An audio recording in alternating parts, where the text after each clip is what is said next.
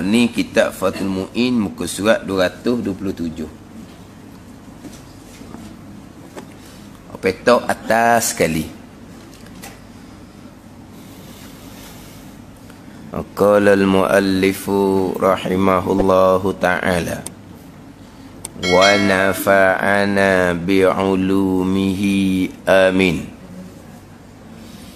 Wa sunna lisami'ihima sama'an yumazzizul hurufa wa illa lam yu'tadda bisama'ihi kama qala syaikhuna akhiran ay yakula walau ghaira mutawaddi'in aw junuban aw haidan khilafan lisubki fihima aw mustanjian fima yazhar misla qawlihima illam yalhana lahnan yughayyirul makna. Sunnah, sunat bagi yang mendengar azan dan iqamah. Sunat bagi yang mendengar azan dan iqamah.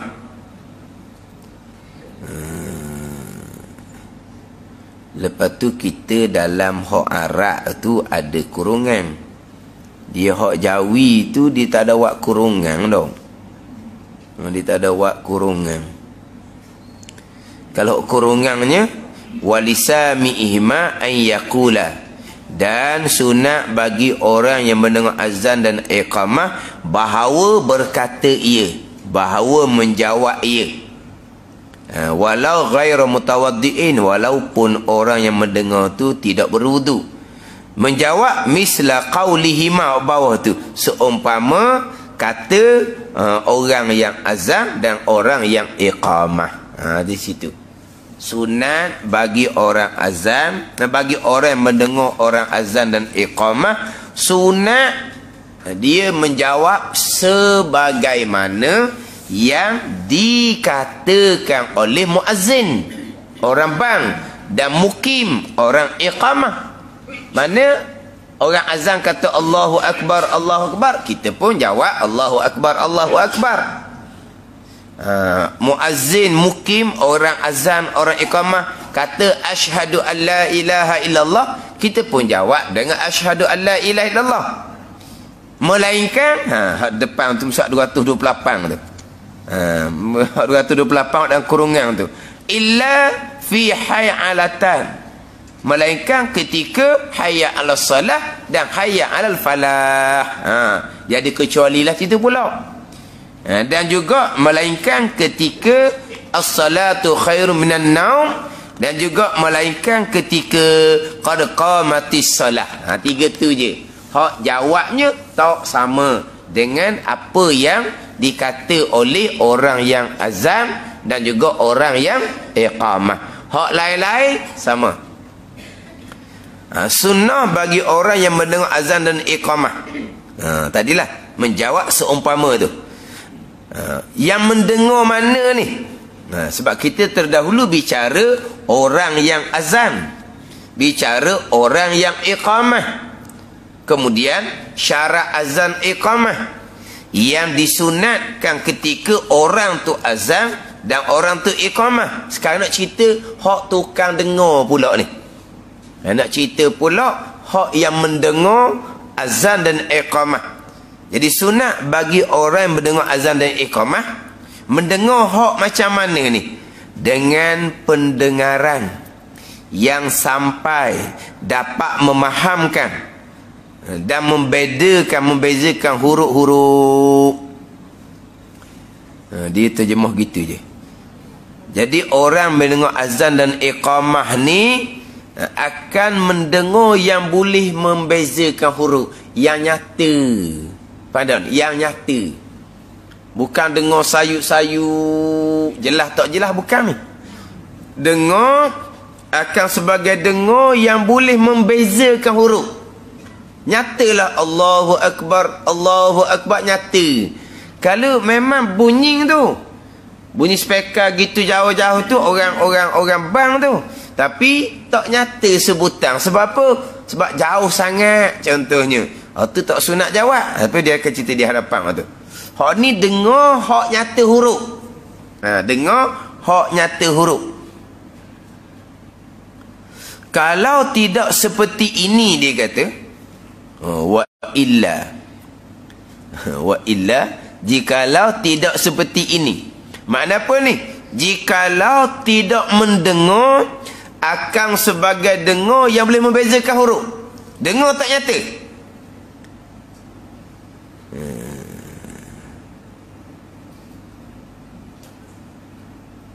Kalau tidak seperti ini berarti tidak yang dimaksudkan mendengar di sini.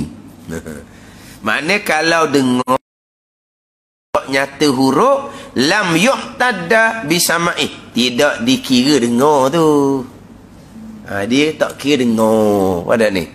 Sekarang sunat bagi orang yang dengar azan dan iqamah. Nak panggil dengar azan iqamah ni dengar hak boleh nyata huruf. Kalau dengar tak boleh nyata huruf, hak tu tak panggil dengar, maka tak sunat jawab lah. Ada ni. Tapi dengar juga bukan tak dengar, tapi dengar yang tak buti, kita cakap tau. Tak buti. Slow sangat, perlahan sangat contohnya. Tapi dengar tak ada bunyi tu. Mana bunyi tapi tak nyata, dia hukumnya maka tidak dikira dengan dengar. Tidak dikira dengan mendengar, maka tak sunat jawab lah. Sebagaimana yang akan dijelaskan guru kita di belakang. Terjemahan dia tu. Sebagaimana yang dijelaskan guru kita di belakang. Guru kita di sini kena kepada Syekh Ibn Hajar Al-Haytami. Tu dah. Di belakang ni bukan belakang ni akhiran. Akan satu pandangan bagi pandangan Ibn Hajar. Sebab pandangan Ibn Hajar ni sendiri ada dua. Ada satu pandangan, ada kitab ni lah, ada kitab Tuhfah, yang mana kalau dengar tak nyata huruf, hukumnya tak dengar. Hukumnya tak dengar. Ada satu pandangan lagi bagi Ibn Hajar juga, janji dengar, biar tak nyata huruf pun panggil dengar juga, sunat jawab. Pada ni. Jadikan Syekhuna di sini Ibn Hajar Al-Haytami ni dia ada dua pandangan. Satu panggil Ibn Hajar macam lalak ni. Dengar yang nyata huruf, sunat jawab. Dengar tak nyata huruf, tak panggil dengar, tak sunat jawab. Tapi bagi pandangan Ibn Hajar yang kedua, pandangan Ibn Hajar juga, satu pandangan lagi, janji dengar, walaupun tak nyata huruf pun sunat jawab. Ni. Mana dia kata, kama qala syekhuna akhiran. Sebagaimana perkataan Ibn Hajar akhiran ni, satu pandangan satu lagi, akhiran. Bukan hak kemudian tu. Jadi dua pandangan di sini. Pandangan Ibn Hajar ada dua. Hak dalam kitab ni didatangkan satu pandangan dan kitab Tuhfah bagi Ibn Hajar. Orang dengar azan, orang dengar iqamah, hak sunat jawab, dengar yang boleh membezakan huruf. Kalau tidak boleh membezakan huruf sebab jauh sangat dengar tu, sayup sangat dengar tu, hukumnya tak dengar maka tak sunat jawab. Ini satu pandangan bagi Ibn Hajar. Ibn Hajar ada satu pandangan lagi. Satu pandangan lagi mengatakan bahawa janji dengar, walaupun tak nyata huruf pun, hukum dengar, sunat jawab. Gitu maksud dia. Jadi, guru kita ni, Syekh Ibn Hajar ni, jadi ada dua pandangan. Bukan sini dia kata sebagaimana yang akan dijelaskan guru kita di belakang. Bukan ni. Ini pandangan Ibn Hajar. Ia ada dua pandangan. Ibn Hajar ada dua pandangan. Ini satu pandangan bagi Ibn Hajar. Dengar yang nyata huruf. Tak nyata huruf, tidak dinamakan mendengar, maka tak sunat jawab. Bagi pandangan Ibn Hajar satu laginya, janji dengar je. Walaupun tak nyata huruf, sunat dijawab juga. Orang yang dengar azan iqamah ni sunat jawab.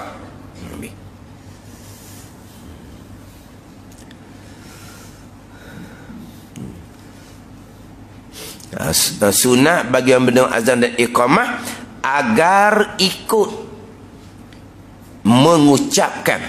Jawab gitu. Ayyakula, sunat bahawa menjawab ia orang yang mendengar. Kita terjemah sini, sunat bagi mendengar azan dan iqamah agar ikut mengucap tu. Hak dalam kurungan ayyakula, bahawa mengucap mana menjawab lah, bahawa berkata. Kalau kita berkata sini menjawab, bahawa ikut mengucapkan, ikut menjawab, kendati pun dalam keadaan tidak berwudu, sekalipun dalam keadaan tidak mempunyai wudu, walau ghaira mutawaddiin, sekalipun tak ada wudu, sunat jawab juga. Maklum ada ke kita ada wudu orang jawab? Nak ada wudu orang ni, orang bang baru sibuk nak masuk bilik air. Kata marah dia orang tua. Orang bang, syaitan lari masuk tandas, kamu pun lari masuk tandas juga, dia marah lalu. Orang bang kan, orang azam, syaitan lari masuk tandas, lepas tu kita pun lari masuk tandas juga. Berebut dengan syaitan, dia kata. Tu mana? Dia orang bang tak masuk tandas, bukan kerana berebut dengan syaitan tu. Nak jawab azam macam dia dah masuk tandas. Ada ni? Nak jawab azam macam dah masuk tanda. Kalau duduk dalam tanda orang azam, dah nak kata mana dia duduk dalam tu. Kelai keluar. Apa lagi keluar? Syaitan masuk kamar, dia kata. Gitu. Ada. Mana orang azam jangan lagi masuk tanda, sebab bukan masalah orang tua kata bubuk dengan syaitan tu, bukan. Tak boleh nak jawab lah nak masuk tanda kau. Gitu. Ya, cuma kadang-kadang kita ni hok duduk masjid, kadang-kadang kita maghrib ikut kuliah. Jadi sudah habis kuliah tu, kitanya kena pergi masuk tanda, tak tahan duduk dalam ekong. Ada ni, tak tahan duduk dalam ekong. Lepas tu orang pula bila lewat, dia bang saja. Lepas tu qabliyah isyak, dia tak ada buat, dia qamat lalu dah. Ada ni. Jadi kalau tunggu habis bang bawa masuk tandas nak kencing, lambat pula kita masuk sembahyang tu imamnya. Ada ni. Jadi gitu masalah kita biasanya. Ada orang ni dia tunggu dah masuk lagi tandas. Nanti dia akan lewat berjemaah dengan tu imam. Kalau lepas azan isyak ada sunat qabliyah, ada ruang masa kita. Tapi kadang-kadang masjid ni, kalau kuliah tu agak panjang, isyak tu masuk lama dah, baru habis kuliah, dia kadang-kadang kalau azan pun terus iqamah. Begitu. Ada setengah tempat azan pun tidak dah lah, pakai qomat je, tu makruh. Ada setengah tempat di azan tapi terus iqamah. Dia hak saya mengajar lah, hak masjid walaupun berhenti lewat pun, azam isyak, qabliyah isyak macam biasa, hak semalam lah, hak di masjid wakat tembesu. Wakat tembesu, walaupun isyak tu lewat 20 minit, kadang-kadang ambil masa, habis mengajar, dia semalam qabliyah macam biasa. Maka kalau orang ni nak kena pergi tandas pun bolehlah boleh tunggu sekejap. Faham tak ni? Tak payah tergesa-gesa masuk tandas, sebab masuk tandas lambat pun tak ada masalah. Qomat lambat juga, qabliyah 2 rakaat tu kan. Jadi masjid akan tembesu je, lewat macam mana pun azan qabliyah ada macam biasa. Kemudian wirid isyak sepenuhnya, subhanallah ada, alhamdulillah ada, Allahu akbar pun ada. Tak ada bunyi perut siapa-siapa bunyi, tak ada. Tak ada kata bunyi khukak lapar orang tua. Tak ada. Tak ada. Orang tua makan siap-siap dah siang hari. Dia tak makan dah semalam malam. Ni masjid isyak, semai isyak, wirid istighfar Allahumma lalu dah. Tak ada lah kata nak subhanallah, alhamdulillah, Allah akbar, tak ada. Ada pasal masjid gitu, hok nak cepat. Tapi masjid akan tembusu okey. Dia wirid macam biasa. Wirid macam biasa. Wirid macam maghrib nah. Ada alhamdulillah, ada Allahu akbar. Ada ni. Di atas masjid lah. Masjid letak gitu, gitulah tu imam buatnya. Ni kadang-kadang masjid nak letak ke mana? Hak tukang jaga masjid. Qoma'ah, isyak lewat. Bang pun tak ada dah. Hak tukang jaga. Kalau wirid panjang-panjang, oh imam lewat pun panjang kot wirid. Orang buat lapar perut Jangan lapar perut, ayo. Jadi nak masjid tak lapar perut tak apa. Macam-macam kata musuh tak lapar perut pun kali. Tak ada apa-apa. Jadi maka ada masa ruang lah. Kalau masa tak ada ruang, orang bang kita tak masuk dalam tandas, kita tunggu, akhirnya kita lambat berjemaah. Kadang-kadang waktu pertama pun tak sempat Mana boleh laju-laju. Masuk tandas lagi, nak ambil semayang lagi. Tak boleh laju-laju situ, licing tu. Kemudian kadang-kadang tandas dengan tempat semayang, jauh. Macam majak kata besu. Jauh dia besar. Makna belakang tu keluar masuk memang jauh. Dia besar. Kalau surah cek-cek tak apa. Kalau kita lambat masuk tandas, akhirnya kita tak sempat rakaat pertama dengan imam. Tak ada ni. Sebab tu kadang-kadang kuliah berhenti lewat, kemudian tak ada azan apa semua, ditutup iqamah, sudah je sembahyang isyak, kita boleh tengok lalu belakang. Ada orang tambah rakaat. Tapi kalau macam maju waktu tembesuh semalam tu, tak ada orang tambah rakaat. Sebab apa? Lambat qomah. Dah qabliyah ada kan? Azan, qabliyah, baru qomah. Tapi kalau lah lepas daripada ngajar je, terus iqamah. Bukan kata qabliyah. Bang pun tak ada. Kita boleh tengok lalu dah. Lepas kita salam isyak, ada orang tambah rakaat. Orang ngaji tu lah. Orang wuduk dia batal. Orang ngaji tu.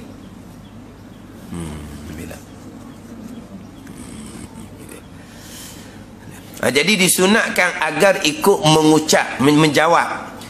Kendati pun, sekalipun dalam keadaan tidak mempunyai wuduk. Tidak mempunyai wuduk. Sekalipun kita berhadas kecil. Sekalipun kita berhadas kecil. Junub ataupun kita berjunub, atau haid, ataupun kita dalam keadaan haid. Sunat jawab azan dan sunat jawab iqamah. Contohlah orang haid tak mari masjid, dengar azan ikut speaker, dengar iqamah ikut speaker, jawab dah. Jawab, sunat jawab walaupun dalam keadaan haid sekalipun. As-Subki berpandangan lain dengan dua orang ini. Pandangan Imam Subki, orang berjunub, orang haid tidak disunatkan jawab azan dan jawab iqamah. Bagi orang haid, bagi orang berjunub, dan juga bagi orang haid. Ataupun sedang istinja, menurut keterangan yang dizahirkan. Ataupun sedang istinja, sedang istinja, orang bang sunat jawab walaupun sedang istinja. Waktu macam mana ni? Sedang istinja, bunyi orang bang sunat jawab walaupun sedang istinja. Gimana? Istinja macam orang zaman gitu. Qada hajah dalam hutang, istinja tepi telaga. Ada ni. Kan dia qada hajah dalam hutang, dalam semuk tu lah. Kemudian di istinjaknya di mana? Istinjaknya di telaga. Orang bang sunat jawab sebab bukan dalam tanda. Bukan dalam tanda. Faham tak ni? Jangan jadi pening pula. Pelik kita Fatul Mu'in ni. Orang istinjak dalam tandas pun. Ini bukan sebut istinjak dalam tandas ni. Orang istinjak jangan duk reka. Berkata istinjak dalam tandas.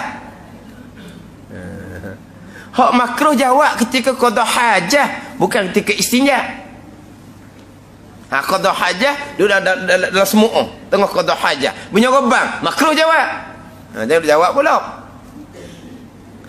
Adapun sudah qada hajah, pergi kat telaga, istinja kat telaga, basuh berok kat telaga ke bang. Sunat jawab walaupun ketika kita sedang istinja. Mana? Kalau gambi orang kita ni pakai baca sendiri, orang istinja dalam tandah pun sunat jawab. Jadi sekarang ni dalam tandah ni bukan ketika qada hajah, dalam tandah kita tengah baiki tandah. Orang tandah punuh ke apa ni? Hak dia punya flash tu punuh ke? Kita duduk baiki dalam tandah, bukan qada hajah. Orang bang tak makruh jawab. Dalam tandah makruh kita berzikir walaupun masuk tandah tu bukan qada hajah sekalipun. Ada ni.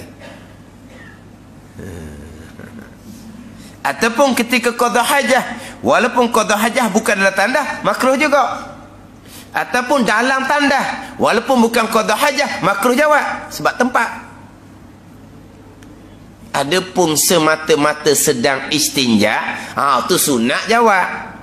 Tapi istinjanya bukan dalam tandah. Kalau qada hajah makruh jawab walaupun qada hajah tu dalam hutang bukan dalam tandah. Kalau berada dalam tandah walaupun bukan qada hajah makruh jawab azan iqamah. Ada ni. Kena bezalah situ. Ini cerita bukan ketika qada hajah. Ini cerita bukan ketika dalam tandah. Ini hanya cerita ketika istinja. Makna kita istinja bukan dalam tandah. Tadilah kita istinja di telaga. Hak macam zaman itu, tengah-tengah kita istinja. Kemudian orang pubang sunat kita jawab.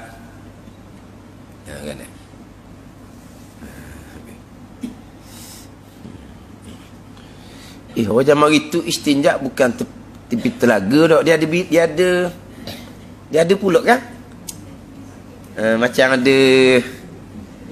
ada dendeng, ada dinding tu. Dah dinding dia lebih kurang dengan guni-guni tu kan. Dia bukan istinja tengah lamang gitu. Nak istinja ke mana kita? Kan?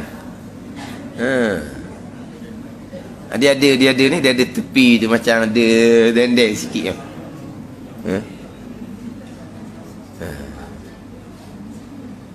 Situ tu kalau macam zaman dulu, situ bukannya untuk istinja tu, di situ juga untuk kencing. Jadi situ tu jadi tandah juga, yang tandah tak boleh. Mana ni? Sebab situ tu tempat orang kencing tu. Mana ni? Buang besar je dalam hutang, dalam semua. Tapi di situ tempat buang kecil tu, tandah tu. Kalau tandah tak boleh. Tandah tak boleh. Makruh. Mana ni?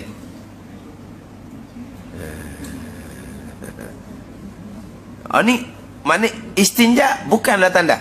Gitu. Istinja di betul-betul tepi telaga lah. Betul-betul tepi telaga. Barulah disunatkan kita jawab bila mendengar azan dan iqamah.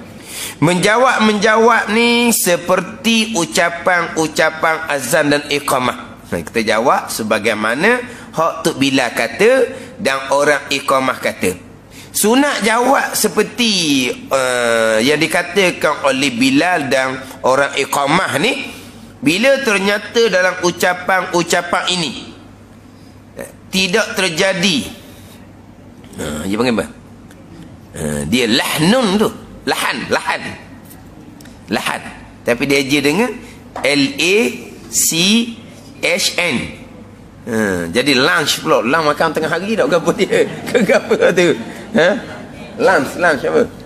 Ni lahan. Lahnun. Lahan ni lahnun yang sampai merubah maksud kalimah. Lahan ni salah yang merubah makna. Ni. Bila ternyata baca iqamah itu bukan lahan, bacaan yang salah yang merubah makna. Tapi kalau Tok Bilal punya bang, kadang-kadang Allahu Akbar. Tu buah makna dah tu. Allahu Akbar. Akbar tu geduk. Tu berubah makna tu. Tu tak sunat jawab. Bukan disunatkan azan semula. Ni. Dah kan panjang belaka ujung kan. Hayya 'alas salah. Kan panjang kan. Hayya 'alal falah. Kan panjang kan. Allahu akbar, Allahu akbar. Panjanglah juga. Jangan. Akbar maha besar. Akbar gedu. Ada ni. Akbar dia jamak, mufrad dia kabrun. Kabrun tu kalau satu kabrun, kalau banyak akbar. Lepas ba ada alif. Akbar. Ada ni. Bila tambah alif jadi makna dia apa? Tiflun zu wajhin wahid. Makna kalau kita kata gak, hak ada tutup sebelah, hak ada terbuka sebelah. Geduk kopang. Kan geduk kan? Geduk kan tutup sebelah dengan kulit. Lepas tu sebelah tu kosong. Kompang kan? Sebelah tu ditutup. Sebelah tu kosong. Tu akbar. Geduk. Ada ni. Kena jaga. Sebab dia bukan masalah tajwid. Masalah panjang pendek ni dia terbabit dengan alif, waw, ya. Faham ni? Panjang, pendek. Panjang keluar alif, keluar waw, keluar ya. Faham tak ni? Tempat yang panjang kita pendek, hilang satu huruf, alif, waw ataupun ya. Kena jaga belaka tu. Akbar jadi tambah alif. Alif kah? Ba alif ra. Itu makna dia gedu. Sengaja kata dengan tahu dah makna seumpama tu jadi murtad tu, walaizabillah. Kalau dikata dengan tak tahu makna, maka azan dia tidak sah, kena bang semula. Bukan kata tak sunat jawab, bang tu pun tak jadi tu, kena bang balik, kena azan semula. Ni. Sama juga tempat panjang kita pendekkan. Hak macam hak biasa saya sebut tu lah. Allah tu panjang tu sebab lepas lam, alif lam lam ha. Lepas lam tu ada alif. Kalau kita pendek lah gitu, tak ada satu huruf. Ini bukan masalah tajwid. Ini masalah panjang pendek dia membabitkan alif waw ya. Satu lagi tasydid, dia menepati dua huruf. Tasydid kita tidak tasydid jadi hilang satu huruf. Adapun hak idgham tu cerita lain pula. Hak idgham tu Allah ilaha illallah tu, Muhammadar Rasulullah tu, itu tasydid idgham tu lain. Pada ni dia dibaca dengan an la Muhammadan Rasulullah. Ada. Atau dia tasydid tu bukan hak asal. Ada. Itu hanya idgham, dia bukan tasydid asal. Kalau hak hanya idgham bukan tasydid asal, kalau pandangan yang muktamad tak jadi azan tu. Sama dengan bacaan tasyahud akhir. Dia bacaan tasyahud akhir, dia tidak dia baca dengan asyhadu an la. Tu. Ataupun dibaca dengan asyhadu an la ilaha illallah, kemudian wa asyhadu anna Muhammadan Rasulullah. Idghamnya tidak ada. Pandangan muktamad tasyahud akhir dia tidak sah. Tapi ada pandangan taif. Itu bukan tasydid hak asal. Tasydid hak asal dia menepati dua huruf. Kita tak tasydid berarti kita buang satu huruf. Itu bukan masalah tajwid. Ada ni. Hak tajwid tadi hak idgham itulah tajwid. Sama juga tempat pendek kita panjang akan tambah huruf alif, waw ataupun ya. Tempat pendek kita panjang, tempat panjang kita pendek Allah, kita pendek, hilang satu huruf, bukan masalah tajwid ni.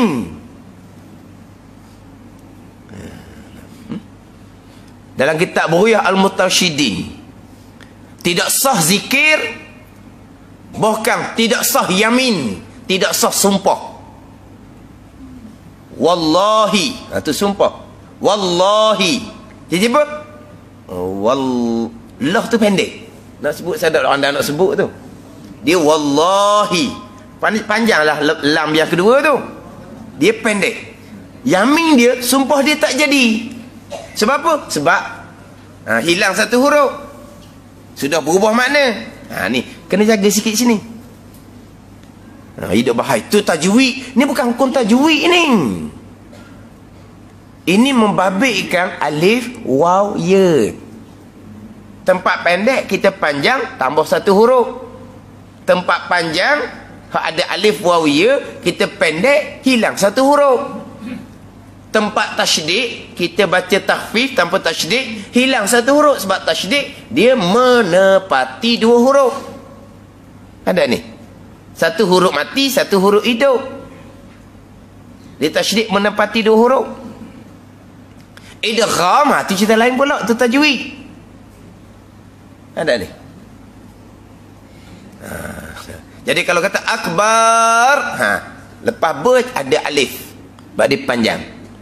Jadi maknanya sudah berubah. Tak sunat jawab. Bahkan bang tu sendiri pun tidak sah. Kena ulang semula.